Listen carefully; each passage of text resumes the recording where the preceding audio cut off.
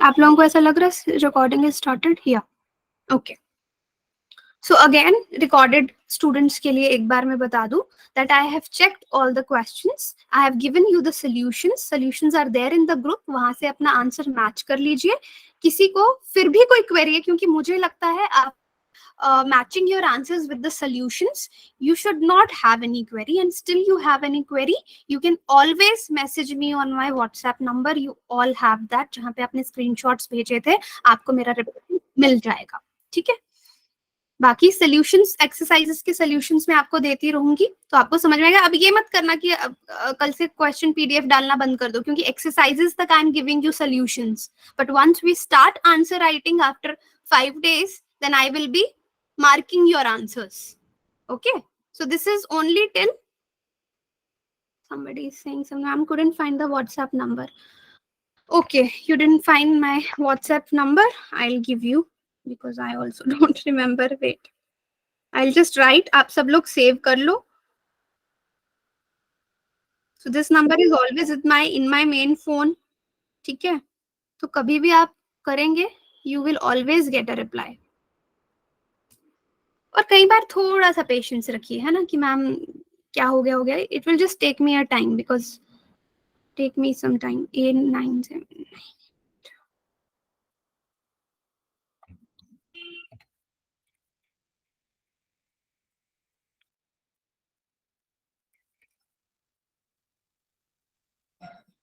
चलिए, send you my number in the comment section.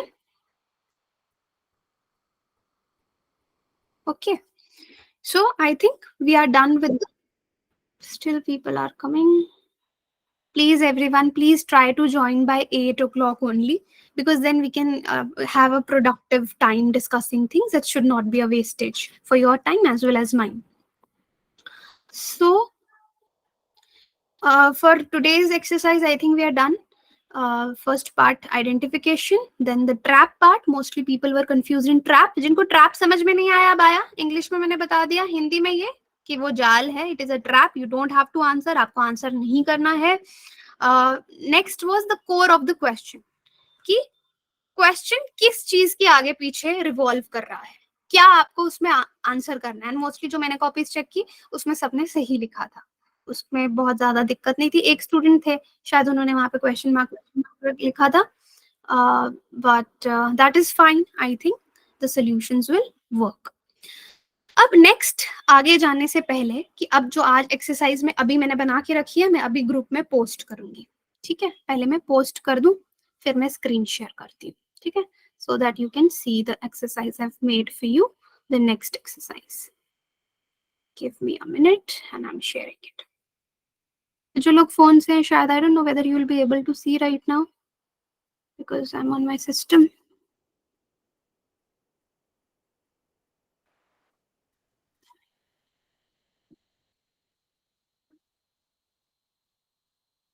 Day 2 exercise.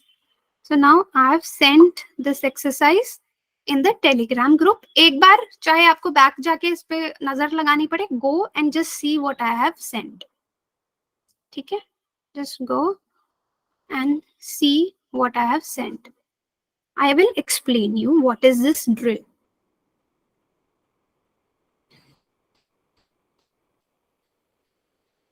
So everyone open the PDF that I have just sent in the group. It is our directive drill. So directive, okay. So directive drill means the usage of directive words, जो आज की class में मैं आपको बताऊंगी. ठीक है, so you see the first question. Early Buddhist stupa art while depicting folk motifs. So in all the exercises, I have used previous year questions. The questions are from previous years. You won't find any stupid question here, okay? Because कई बार होता है ना, हम खुद generate करते हैं. Some student may feel कि ये question उस level का नहीं है. So that is why all the exercises are based on previous year questions. Gate खोल दो. So, first question is early Buddhist stupa art. Okay, I think I can share my screen, है ना? That will be better. आप सब भी यहीं देख लोगे. Just give me a moment. Entire screen. बस मुझे बता देना एक बार कमेंट सेक्शन में जब स्क्रीन शेयर हो जाए. Is it shared? You can see the screen. Okay. Got it. So let's. Now I'm not able to see what you are commenting. एक बार आप सुन लो, ठीक है?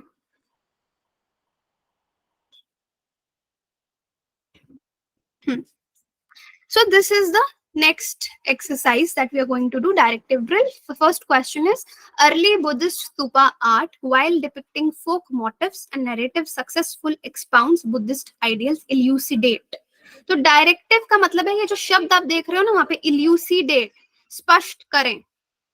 अब इन वर्ड्स को हम डायरेक्टिव वर्ड्स बोलते हैं. एक्सप्लेन यूज हुआ है, इलैबोरेट यूज हुआ है, यहाँ पे इल्यूसिडेट यूज हुआ है, एनालाइज यूज हुआ है, क्रिटिकली का एलिमेंट आया है. तो ये आपके डायरेक्टिव वर्ड्स हैं जो डिसाइड करते हैं कि आपको आंसर में क्या लिखना है.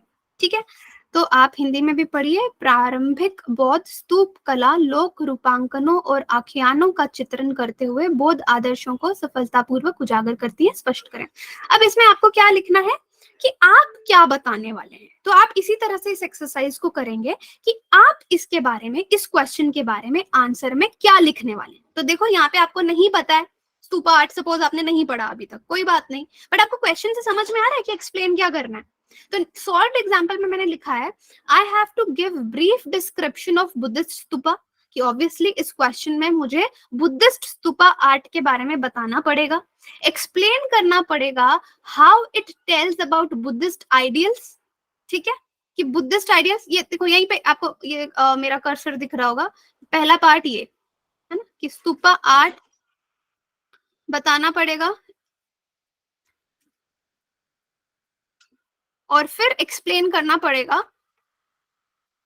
About Buddhist ideals with examples. क्योंकि इल्यूसिडेट है, I will come to these words one by one, तो आपको एग्जाम्पल्स भी देनी पड़ेंगी. क्योंकि आर्ट में, आर्ट की बात हो रही है, तो आर्ट में की शेप ऑफ स्तूपा क्या है, वो क्या बताता है, उसका क्या मतलब है, उसको वैसा क्यों बनाया. तो आप ये आई हैव, आई से शुरू करेंगे ये एक्सरसाइज कि आप क्या करने वाले. ये नहीं लिखेंगे we have to explain this, we have to tell this. ये मेरी लैंग्वेज है, आप अपनी लैंग्वेज में लिख सकते हैं. You don't have to go by this. ठीक है, कि आप इसमें, इस क्वेश्चन में क्या क्या बताएंगे. ये एक एग्जाम्पल है, आपके लिए काम इजी करने के लिए मैंने दूसरा एग्जाम्पल भी दिया है. ठीक है, next question is it is argued that the strategy of inclusive growth is intended to meet the objectives of inclusiveness. inclusiveness क्या होती है, जहां पे हम सबको लेके चलते हैं. आज भी एक क्वेश्चन था ना, उसके थर्ड पार्ट में आपको इंक्लूसिविटी के बारे में बताना था, बट मोस्टली स्टूडेंट्स ने उसको पहचाना नहीं था. ठीक है, यहाँ पे तो क्लियरली पूछा है. It is argued that strategy of inclusive growth is intended to meet the objectives of inclusiveness and sustainability together. Comment on this statement. ठीक है, कमेंट करना है यहाँ पे. नाउ व्हाट इज कमेंट, ये मैं आपको बताऊंगी. तो देखो फिर से आपने कैसे बताना है कि आप इस आंसर को कैसे बताएंगे. तो मैंने लिखा है I will start the answer defining inclusive growth support. तो आप पहले बताएंगे ना कि इंक्लूसिविटी क्या है. तो आप यहीं से देखो, सामने से आपको ये बताना है इंक्लूसिव ग्रोथ क्या है, ये बताएंगे. Defining inclusive growth support, given statement with some points. तो आप वहां पे जो ये स्टेटमेंट है कुछ पॉइंट्स के साथ उसको एक्सप्लेन करेंगे. I will also clarify how inclusive growth covers inclusivity and sustainability. तो ये भी पूछा है क्वेश्चन में कि इंक्लूसिविटी को और सस्टेनेबिलिटी को कैसे इंक्लूसिव ग्रोथ कवर करती है. तो इंक्लूसिव ग्रोथ में सिर्फ इंक्लूसिविटी नहीं आती, उसमें सस्टेनेबिलिटी भी आती है, तो उसको भी आप बताएंगे. समावेशिता और स्थिरता दोनों की बात करेंगे.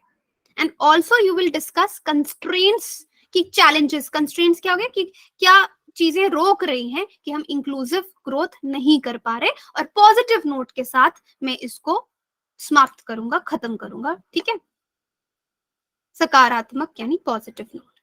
तो ये आप लिखेंगे। अब ये एक्सरसाइज बाकी के क्वेश्चंस आप देखते रहना, उनको आप क्या क्या आंसर में बताएंगे, तो आप मुझे आंसर मत बताइए, बस ये बताइए कि आप क्या क्या बताएंगे, ठीक है। अब मुझे बताना है आपको डायरेक्टिव वर्ड्स, ठीक है। छोटा सा 15-20 मिनट और डिस्कस कर लेते हैं ताकि आप ये एक्सरसाइज कवर कर पाए, ठीक है। अब आप लोग मुझे नहीं दिख रहे हैं, किसी का कुछ होगा तो कमेंट सेक्शन में क्वेश्चंस डालते रहना, फिर मैं एक बार एंड करके स्टार्ट करूंगी, ठीक है। तो पहली बात, कुछ टिप्स मैं आपको दे दूं। जब आप क्वेश्चन लेंगे भी, आप देखेंगे मैंने आपके साथ एक प्रॉक्सी ज्ञान जो कि मेरा वेंचर है, इसका एक शीट भी शेयर किया है। शीट शेयर करने का पर्पस ये था कि आप मार्जिन के बीच में लिखें। कल भी मैंने बहुत क्लियर इंस्ट्रक्शन दिया कि आपका इस तरह यूपीएससी भी आपको इसी तरह के पेजेस देती है जो फाइनल आंसर्स होते हैं। You get pages like this जिनमें मार्जिन होते हैं, ठीक है। तो इनको हम मार्जिन बोलते हैं। तो आप प्लेन कॉपी पे भी लिख रहे हैं तो इस तरीके से प्लीज मार्जिन ड्रॉ करें, ठीक है। इट्स बेटर कि आप नाम लिख लें, तो एक टीचर के ना माइंड में होता है, अगर मैं ऐसे आंसर कोई चेक कर रही हूँ ना विदाउट द नेम तो मुझे पता नहीं रहेगा, लेकिन ओवर द पीरियड हम इतना ज्यादा इंटरैक्ट करेंगे कि आपके नाम भी मुझे याद हो जाएंगे, आपके लिखने के स्टाइल से भी मुझे समझ में आ जाएगा अच्छा लास्ट टाइम इसने क्या लिखा था। तो अगर आप नाम लिख देंगे तो मेरे लिए बेटर हो जाएगा। इस तरह से आप मार्जिन बनाएं और बीच में लिखने की कोशिश करें, कभी भी मार्जिन के बाहर ना जाए। तो यूपीएससी में if it gives you sheet like this, ठीक है, तो जनरली जब हम आगे आंसर राइटिंग प्रैक्टिस करेंगे, ये खैर मैं बाद में भी बता सकती थी बट लेट इट बी, तो ऐसा रहेगा कि इंट्रोडक्शन जो है वो कभी भी 4-5 लाइनों से ज्यादा नहीं होनी चाहिए। 4-5 लाइनों से ज्यादा जाने का कोई बेनिफिट नहीं है। फिर यहाँ पे आपका इंट्रो आएगा, हमेशा मार्क कर लीजिए, ये जो मार्क मैंने लगाया ना हमेशा मार्क लगा लीजिए कि आपको पता रहे कि आपको इससे ज्यादा आगे नहीं जाना है। और कंक्लूजन के लिए भी सिमिलर मार्क। तो इस तरीके से आपने बीच में लिखना है। और यहाँ पे आपका वे फॉरवर्ड आएगा। बहुत लोग वे फॉरवर्ड को कंक्लूजन समझते हैं, way forward is not a conclusion, conclusion अलग होता है। Conclusion is the most difficult part of the answer writing, क्योंकि कंक्लूजन पे एग्जामिनर खत्म कर रहा है, उसके बाद वो आपको मार्क्स नहीं देगा अगर आपने पूरा अच्छा लिखा और लास्ट में नहीं बताया। चलिए, now I have made notes for you for all the words. So first word, directive word is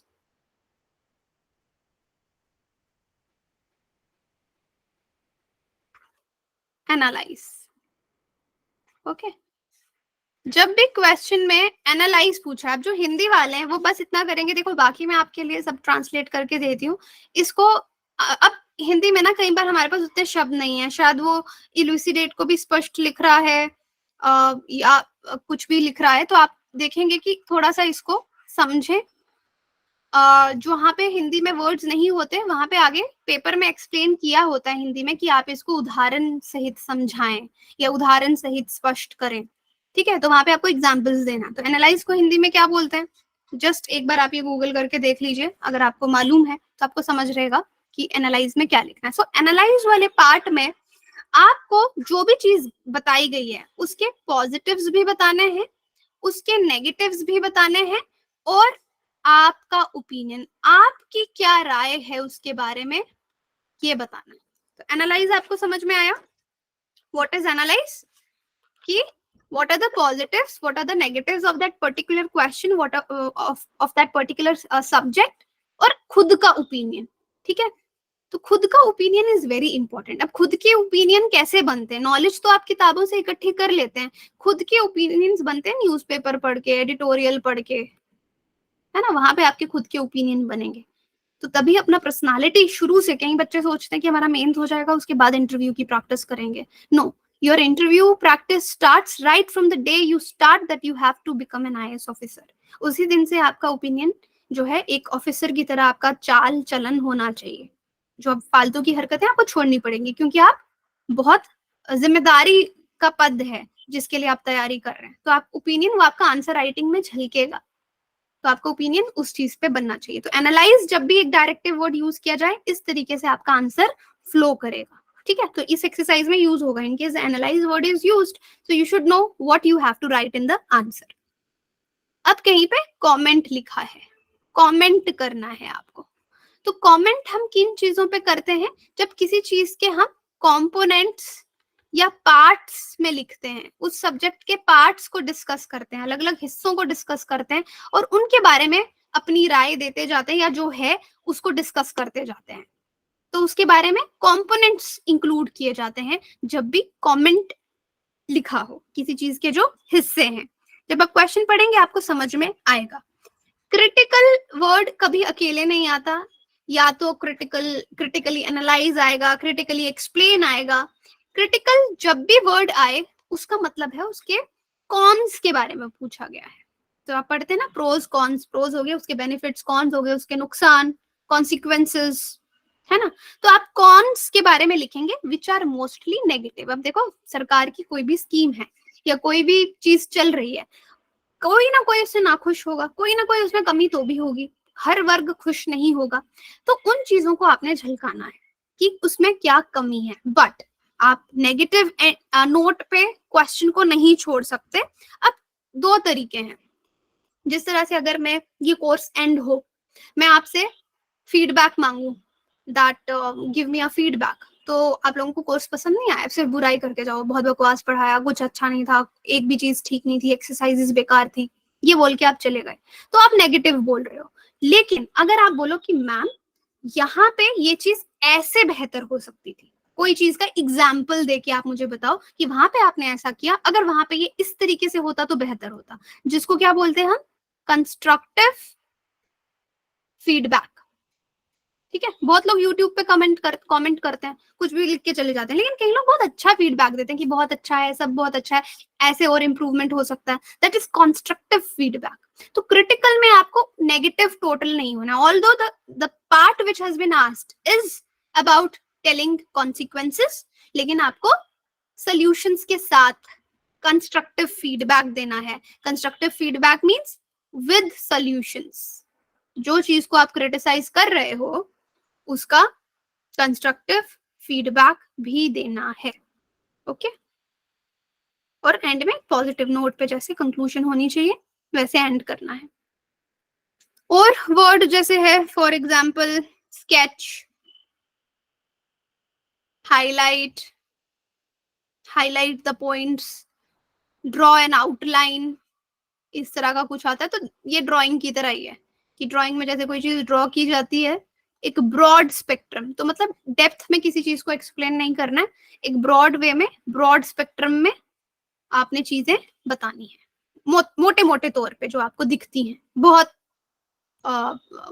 मतलब डीप में जाके नहीं एनालाइज करना, आप एनालाइज नहीं करना है, मोटे तौर पे आपने चीजों को बताना है। ठीक है, next is describe. Describe, classify, classify है। ये दोनों पॉइंट्स अगेन कमेंट की तरह ही कंपोनेंट्स में डिवाइडेड होंगे और उनको आपने एक्सप्लेन करना है जिस भी तरीके से आप उसका बेहतर एक्सप्लेनेशन दे सकते हो। ठीक है, लेकिन इसको भी आप डिवाइड करेंगे in different components. You can give a diagram, you can give a flow chart. Describe वाले क्वेश्चंस में, क्लासिफाई वाले क्वेश्चंस में इजी रहता है। Now there are two another directive words. एक होता है give an account of, या कभी पूछा गया जाता है account for। ठीक है, दोनों में फर्क है। account of में क्या आएगा? देखो ये डायरेक्टिव वर्ड्स ना हिंदी में फिर भी थोड़े सीधे होते हैं क्योंकि इनकी कोई उस तरीके का हिंदी का शब्द नहीं है, तो हिंदी में बहुत अच्छे से क्वेश्चन लिखा होता है। बट अकाउंट, इंग्लिश वाले थोड़े कंफ्यूज हो जाते हैं, अकाउंट ऑफ आ गया या अकाउंट फॉर आ गया। अकाउंट ऑफ में आपको सीक्वेंशियल चीजें बतानी है, सीक्वेंस के साथ, एक क्रोनोलॉजी में। For example if the question is asked about may be a basic structure, किसी ने मुझे दिया भी था चेक करने के लिए ना, बेसिक स्ट्रक्चर ऑफ कॉन्स्टिट्यूशन कैसे इवॉल्व हुआ, अकाउंट ऑफ उसके एवोल्यूशन के बारे में, तो आपने पूरा प्री इंडिपेंडेंस एरा से लेकर पोस्ट इंडिपेंडेंस एरा तक उसको बताना है एक प्रॉपर सीक्वेंस में। ये नहीं कि 1967 पहले बता दिया और 1947 बाद में बता रहे हो। There should be a proper sequence. Okay, लेकिन अकाउंट फॉर का मतलब होता है क्यों, वाई, उसका एलिमेंट होता है account for, why, account for word का मतलब है why, you have to explain why. Okay, next is discuss.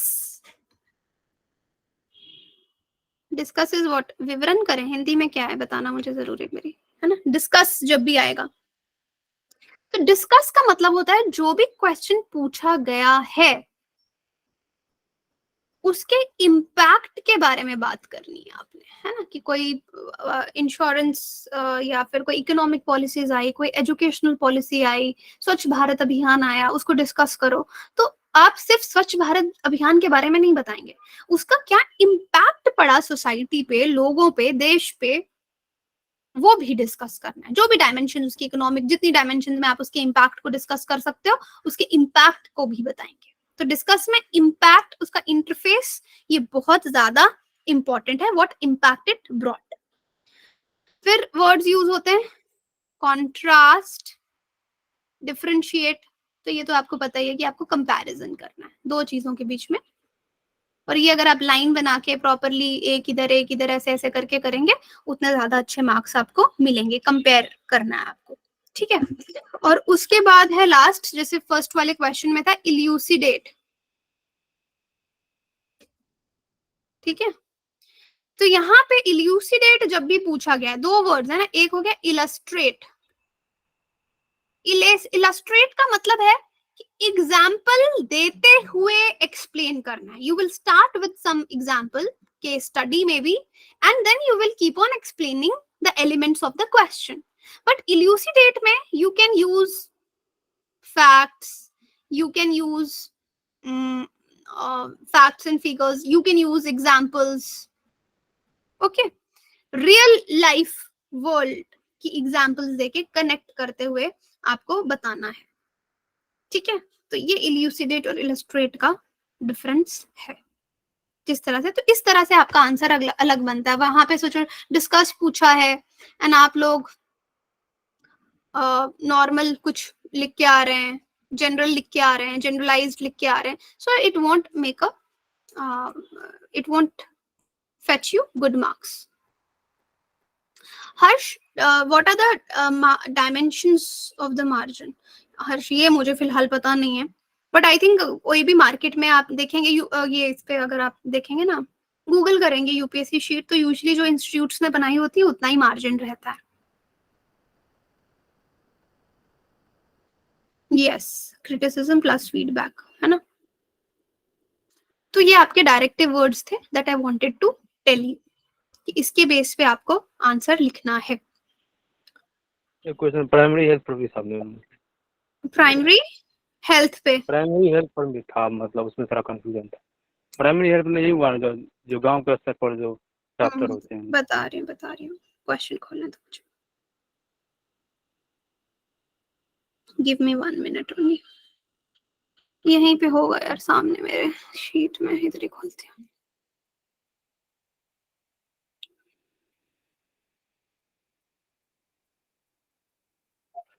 देखो, गौरव दुबे अभी आ रहे हैं, बहुत लेट आए हो जो भी। गौरव अभी आए हो, क्लास शुरू हुए आधा घंटा हो गया, इनफैक्ट मेरा लेक्चर जो मैं बताना चाहती थी वो खत्म भी हो गया। अब आप रिकॉर्डेड सेशन देख लेना, we will upload this. Primary health,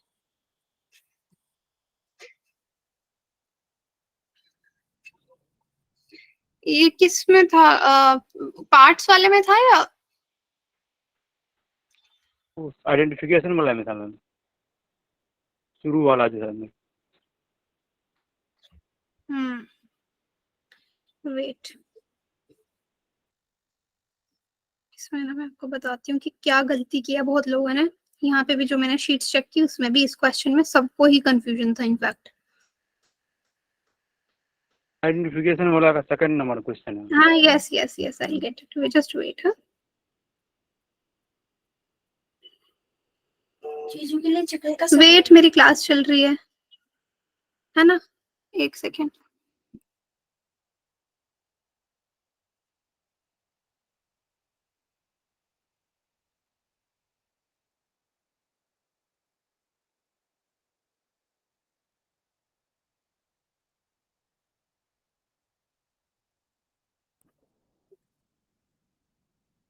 एक सेकेंड यार, ये रहा।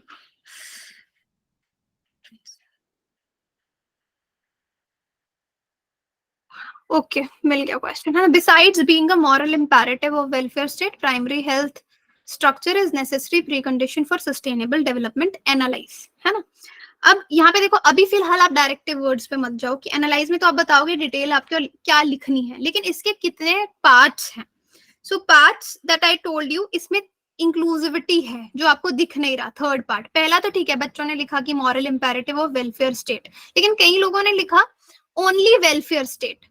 तो देखो, जब आप ओनली वेलफेयर स्टेट बताओगे तो वेलफेयर स्टेट बहुत से काम करती है, वो तो एजुकेशन में भी हेल्प करती है, वो तो हेल्थ में भी हेल्प कर रही है। कि वेलफेयर स्टेट का मतलब समझते हो ना, कि हम सोशलिज्म की तरफ ज्यादा जा रहे हैं। एज अ वेलफेयर स्टेट लोगों को बहुत सी चीजें फ्री में दे रहे हैं, उनकी हेल्प कर रहे हैं जो लोग अफोर्ड नहीं कर सकते, एग्रीकल्चर में भी वेलफेयर कर रहे हैं, हेल्थ में भी कर रहे हैं। तो आपको वेलफेयर स्टेट नहीं बताना है, क्योंकि कोर ऑफ द क्वेश्चन क्या है, हेल्थ स्ट्रक्चर। तो यहाँ पे स्पेशली हेल्थ को नजर रखते हुए कि मॉरल इंपैरेटिव है वेलफेयर स्टेट का, प्राइमरी हेल्थ। प्राइमरी हेल्थ समझिए क्या होगा, हो गया कि हर गांव में सुविधा हो, कि कोई बीमार पड़ रहा है तो कहीं ना कहीं उसके पास प्राइमरी हेल्थ सेंटर जाने की सुविधा हो, जो कि बहुत जगहों में अवेलेबल नहीं है। कई बार डॉक्टर्स ही नहीं होते, नर्सेज ही नहीं होती, कोई भी नहीं होता। तो यहाँ पे कि वेलफेयर स्टेट पे रिस्पॉन्सिबिलिटी है, तो ये पहला हिस्सा आता है। तो काफी लोगों ने लिखा कि वेलफेयर स्टेट एक्सप्लेन करना है, वेलफेयर स्टेट नहीं पूछा गया है यहाँ पे। यहाँ पे moral imperative of welfare state जो है प्राइमरी हेल्थ में, ये आपको बताना है, ठीक है। फिर दूसरे में आपको उसका स्ट्रक्चर जो है वो बताना है, और फिर यहाँ पे सस्टेनेबल डेवलपमेंट के लिए इंक्लूसिविटी होनी चाहिए, कि आपको सबको लेके चलना, ये नहीं कि किसी एक वर्ग को बहुत बेनिफिट मिल रहा है। वो डीप रूटेड आपका जो भी पॉलिसी है या कोई भी स्कीम आप लेके आ रहे हो, हर किसी तक पहुंचना चाहिए, वो इसका थर्ड पार्ट होगा क्वेश्चन का। समझ में आया नवनीत? यस मैम, यस है ना, मैम। क्योंकि कंफ्यूजन ये था कि बहुत लोग लिख रहे थे वेलफेयर स्टेट, तो वेलफेयर स्टेट नहीं, इसलिए मैंने थर्ड पार्ट एक्सरसाइज का कोर को पहचानो। तीनों चीजें तभी आपको इकट्ठी कराई कि कोर क्या है उसका, हेल्थ, वरना तो आप वेलफेयर स्टेट तो बहुत काम करता है। सस्टेनेबल डेवलपमेंट में समझ रहे थे मैम, जो टाउन में जो डॉक्टर रहते हैं और जो विलेज में डॉक्टर हाँ रहते हैं उनमें समानता आ जाए, यही हाँ। मतलब समझ रहे थे सस्टेनेबल डेवलपमेंट। नहीं आया समझ में ये? यस मैम, आ गया मतलब अभी जवाब। आ गया ना। हाँ, मतलब कंटेंट आप अपने अकॉर्डिंग लिख सकते हो, वो वी विल डिस्कस। कंटेंट पे अभी हम बात नहीं कर रहे, अभी मैं सिर्फ आपको पहचानना सिखा रही हूँ कि इसमें लिखना क्या। अब कई बच्चे देखो, नॉलेज उनको प्राइमरी हेल्थ की भी है, प्राइमरी हेल्थ सेंटर क्या होते हैं, क्या उनका हमारे देश का एज अ वेलफेयर स्टेट क्या रोल होना चाहिए, सबको पता होगा। लेकिन अब आप वहाँ पे welfare state as in health लिख के आओगे, या फिर सिर्फ वेलफेयर स्टेट लिख के आओगे, तो नंबर फिर वो बोलेंगे मैं तो लिख के आया था आंसर, मार्क्स नहीं मिले। मार्क्स क्यों नहीं मिले? क्योंकि जो पूछा गया आपने उसकी जगह कुछ और आंसर करके कर दिया। तो अभी मैं कंटेंट की बात नहीं कर रही कि क्या इसके बीच में होना चाहिए, that we will slowly discuss, burden नहीं करते। सिर्फ क्वेश्चन को आप समझें।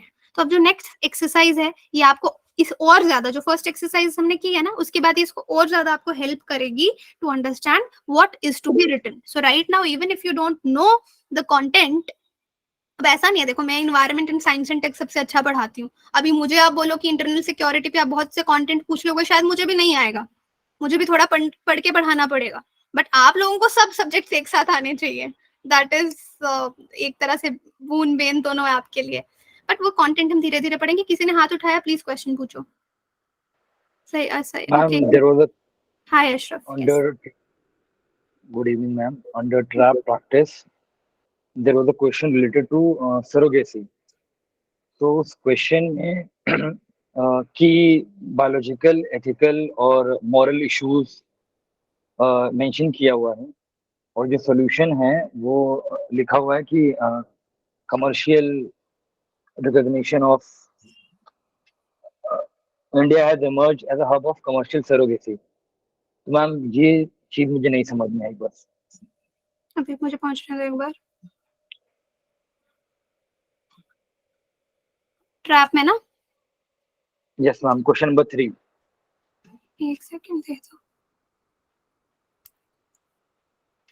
अच्छा, ये मैं आज वाला खोल रही हूँ, गलत पीडीएफ, वेट। नहीं, मुझे पता है ये क्वेश्चन है, but there are so many question. आज का भी सेट किया ना, तो सारे क्वेश्चन मेरे दिमाग में। ट्रैप बना दिया। So the question is, in the context of assisted reproductive technologies, India has emerged as a hub of commercial surrogacy. What key biological, legal, ethical issues merit consideration while framing regulation to govern surrogacy in India? अच्छा, अब मुझे question पढ़ लिया। अब यहाँ पे मैंने क्या लिखा है, India has emerged as a hub of commercial surrogacy। हाँ, तो अब आपको क्या समझ नहीं आया अशरफ, एक बार मुझे आप बताएंगे? I'm like the answer that you have written, India has emerged as a hub of commercial surrogacy, and what the question is asked or mentioned about key biological, ethical, and moral. So, do we have to contain ourselves with those three aspects, or if we will explain about the way you have written, it will, a person may take more than three aspects which have been mentioned in the question to write. So, this was a contrasting dimension that I was confused. You are confuse. देखो इसमें पूछा है, बोला है, ये statement दे दी है, और इसके मैंने वर्ड्स नहीं लिखे ना यहाँ पे कि कितने वर्ड्स हैं। चलो ठीक है, ये शायद पुराना क्वेश्चन है 12 का, तो 250 ही होते थे तब तो, ठीक है। So in the context of assisted reproductive technologies, now one thing is कि assisted reproductive, अगर आपने ये पढ़ा है, ये टॉपिक पढ़ा है अशरफ, ठीक है, तो I will touch on it. Assisted reproductive technologies बहुत तरह की हैं, right? You agree? Surrogacy is one of ART. ठीक है, तो यहाँ पे एग्जामिनर बोलता है इन कॉन्टेक्स्ट ऑफ, मतलब कोर है assisted reproductive technologies, India has emerged as a hub of commercial surrogacies, कि जितने भी ARTs हैं, इंडिया यहाँ पे कमर्शियल हब बन चुका है सरोगेसी का। ये उसने हमको बता दिया, पूछ नहीं रहा, समझ रहे हो? ये वो हमको बता चुका है कि ऐसा है। अब पूछ क्या रहा है? पूछ रहा है व्हाट की biological, legal, ethical issues merit consideration while framing regulation to govern surrogacy. तो मतलब वो हमसे यहाँ पे सरोगेसी के बारे में पूछ रहा है कि क्या बायोलॉजिकल, लीगल और उसके एथिकल डायमेंशंस, ठीक है। तो हमको यहाँ पे कमर्शियल पार्ट को टच करने की जरूरत नहीं है, दैट इज द ट्रैप। तो अगर आप कमर्शियल बताने लग जाएंगे, then you have missed the core of the question. तो ये मैं बता रही हूँ कि यूपीएससी इस तरीके से फंसाता है। You will okay, feel. ma'am, I have to apologize for this. I got confused that you have mentioned the traps that was given in the question and that answer. Okay. No. Again. I thought that I was confused with that you have given those traps in the answers. I thought that should have been the explanation. I'm sorry. I apologize. Okay. No. Okay. I'm glad अभी आ गया ना समझ में, ठीक है। तो trap का मतलब है यूपीएससी ने जो आपको क्वेश्चन दिया है उसमें से क्या आपको आंसर नहीं करना है। तो when you will see the question, you will see there are certain aspects. हर बार हर क्वेश्चन में ये चीज नहीं होती। हर क्वेश्चन जो एनालाइज से ही शुरू हो रहे हैं, जो इल्यूसिडेट से ही शुरू हो रहे हैं, डिस्कस से ही शुरू हो रहे हैं, वहां पे ट्रैप्स के चांसेस कम है। But such questions where certain kind of statement is given and then something is asked, then you have to understand that statement is destructive in nature, वो आपको भटकाने के लिए है, ठीक है, तो भटकना नहीं है।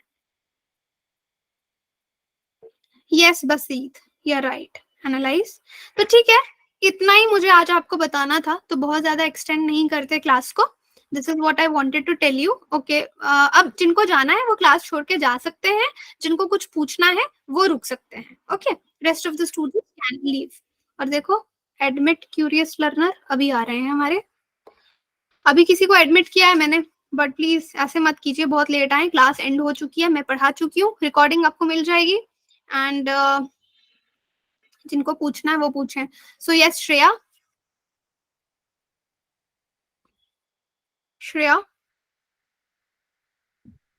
Oh, sorry, I thought I had unmuted. Hello, ma'am.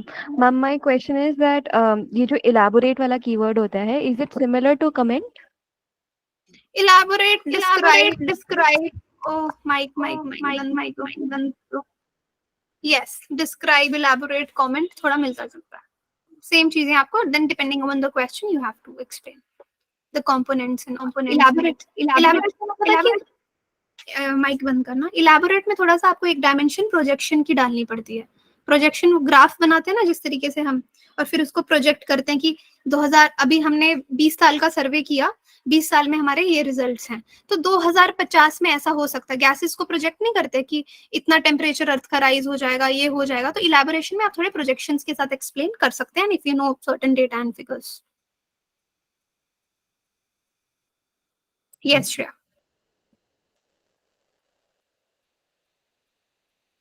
Okay, Shreya का हो गया। राहुल आप पूछे। Good evening, ma'am. Good evening. Ma'am, I don't have any question as such. I just wanted to convey कि if it is like viable for you, तो मतलब you can just make another group जहाँ पे मतलब we can share our answer sheets, और एक सिर्फ main group रहेगा जहाँ पे you would be like sharing the questions and answers, तो वो navigate करने में easy हो जाता है। अभी like we have to, तो वो difficult होता है navigate करने में। सही बोल रहे हो। मैं एक ना चैनल बना लेती हूँ जहाँ पे Yeah, ma'am. Right we can create. ठीक है, मैं थोड़ा सा कल टेक्निकल दिमाग लगाती हूँ एंड मैं सेपरेट Okay, करती yes. हूँ, है ना। I agree, Yeah. मेरे को भी दिक्कत आ रही थी, I was thinking to do this. ठीक है, good Okay. Suggestion, I incorporate this tomorrow. Yeah, ma'am. Next who has raised, yes Dipendra. Hi, ma'am. Am I audible? Yes you are audible. Yes, ma'am. Ma'am, I could get most of the words, but how will we make a thin line difference between elucidate and illustrate? Because I could see there is an overlap between them. Okay, I'll tell you. So there are two words, both somewhere means that you have to use examples. In illustrate, you need to explain something already giving an example and then keep on explaining. You can include the case studies also. But in elucidate, it does not only mean to include examples, you can even include facts, figures, real world connect should be shown in elucidation. Okay. So illustrate is only for examples and case studies, and elucidate is for the real world connect facts and figures. Okay. Clear? Yes, ma'am. Clear. Thank you. Okay. So anybody who wants to leave, they can leave if any question. Ma'am? Hello? Yes. तुम बहुत late आए हो ना? No, ma'am. हाँ, Ma'am, बहुत late आए हो, और अगर अभी कोई क्वेश्चन पूछा ना जो मैं ऑलरेडी एक्सप्लेन कर चुकी हूँ 1 घंटे में, तो मैं नहीं बता रही, तुम रिकॉर्डिंग देखोगे। नहीं मैम, मैं यूँ कहना चाह रहा हूँ, इम्प्लीकेशंस अगर पूछते हैं तो उसमें केवल नेगेटिव चीजें ही बतानी रहती है क्या? इम्प्लीकेशंस में नहीं, आप उसको, implication is little bit of impact, but हाँ उसमें क्या कमियां रह गई उसको देके एक पॉजिटिव सोल्यूशन से एंड कर सकते हो। ओके, और मैम इम्पैक्ट भी दोनों हो सकते हैं क्या, पॉजिटिव एंड नेगेटिव, जैसा आपने डिस्कस बताया था? एग्जैक्टली, दोनों हो सकता है, दोनों। Okay ma'am, okay ma'am. That will reflect your diplomacy in the question, है ना। तभी मैंने देखो, in the answer there is no right and wrong, it's about identifying what has been asked and giving your opinion. तो वो देखता है ना कि यार ये जिला का अधिकारी बनने के लायक है या नहीं। तभी मैंने कहा start working on your personality also, that will be reflected. Because see, history का कोई क्वेश्चन आ रहा है आपको तो कोई फर्क नहीं पड़ेगा, वो स्टैटिक है। तो जो पहले बोल के गए थे, जो आज बोल के गए हैं, वो सेम है। ज्योग्राफी में सेम है, लेकिन पॉलिटी में आपका थोड़ा पर्सनालिटी दिखेगा, क्योंकि पॉलिटी में आपने देखा होगा they are asking contemporary questions, ethics mein they are asking contemporary questions, so you have to keep on working on the personality as well, so that you know how to counter the question in a positive and end it in a positive. Okay, thank you ma'am. Okay, then let's end. Good night everyone, and I will give the solutions again, then take a session. Still, if you have any queries, you can connect with me. But अभी मेरा ना check करने का कुछ ऐसा बन नहीं रहा, because then whatever I'm already giving you in the solutions, I'm sitting with a copy pen writing everything for you. You can self check, and later when I'll give you questions, at that time I will evaluate. Yes, curious learner, you were also late. Tell me. Ma'am good evening ma'am. Good evening. Ma'am मैं ये बता रहा था कि जो अभी जो हमारा जो ग्रुप बना है ना आंसर राइटिंग का, तो उसमें मतलब जैसे कि मतलब जो स्टूडेंट जो है वो मतलब अपना जो दिन में जो दिया या अपने हिसाब से कोई टॉपिक दे के वो उसमें एज इट इज करके भेज रहा है। तो मतलब मुझे ये लगता है कि इससे ये मतलब बेटर हो सकता है कि अगर मतलब आप दिन में एक क्वेश्चन अगर आप पुट करें या मतलब ऐसे रिलेटेड हो या कोई पर्टिकुलर टॉपिक से रिलेटेड अगर आप ऐसे अगर पुट करें तो मतलब ये बेटर रहेगा, क्योंकि मतलब हर कोई अपना व्यू दिखेगा तो उसमें क्वेश्चन आएगा तब भी मतलब हम वहाँ पे मतलब इवोल्वेट कर सकते हैं ना अपने हिसाब से कि मतलब हमारा कहाँ पे लैग कर रहा है। वो तो होगा, अभी मैं आपको एक्सरसाइज करवा रही हूँ। This is a basic. देखो, लिखने से पहले क्वेश्चन को समझना भी तो इम्पोर्टेंट है ना। What is your name? My name is Hussain ma'am. या हुसैन। अब लिखने से पहले कुछ इंपॉर्टेंट चीजें हैं जो मैं आपको बताना चाहती हूँ। ये पार्ट में स्किप कर सकती थी, एक्सरसाइजेस वाला, but I am doing this. So after this exercise जो आप बोल रहे हो वैसा ही होने वाला है। Okay ma'am, okay, thank you so much. ऐसा एक्चुअल में थोड़ा आज थोड़ा पूरा महीना एक्सरसाइजेस चलती रहेंगी, ऐसा नहीं है। थोड़ा सा बेसिक्स आंसर ना ना ना ना ना मैम, मुझे उससे वो नहीं था, मतलब ये था ना मैम, मतलब जो हाँ। ग्रुप में आ जाते हैं ना तो मतलब ऐसे ही मतलब जब टेलीग्राम ऑन करते हैं ना तो पीडीएफ डायरेक्टली डाउनलोड होता है ना, तो इसलिए। तो लेकिन आप और एक देखो, ये आप क्या कर सकते हैं, keep the group on mute, ताकि जब आप अपनी सहूलियत से देखें। आप जैसे आज एक किसी ने अच्छा सजेशन दिया कि मेरे इंस्ट्रक्शंस के लिए मैं अलग ग्रुप बना लूं और पीडीएफ्स के लिए अलग ग्रुप बना लूं, तो एक ग्रुप को आप म्यूट में रख सकते हो कि जब आपका चेक होगा आप उसको देख लो।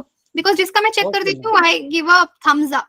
बट अभी मुझे चेक करने की जरूरत नहीं है जब तक ये एक्सरसाइजेज हैं। जब आंसर आएगा आई विल स्टार्ट चेकिंग, और जिसका चेक हो जाएगा I will give a heart और थम्स अप, कोई स्माइली दे दूंगी, सो यू वुड नो कि आपका चेक हो गया। आप अपना पीडीएफ देख के फीडबैक ले लेंगे, ठीक है? Okay ma'am, thank you so much. Okay, चलिए, good night everyone. Good night.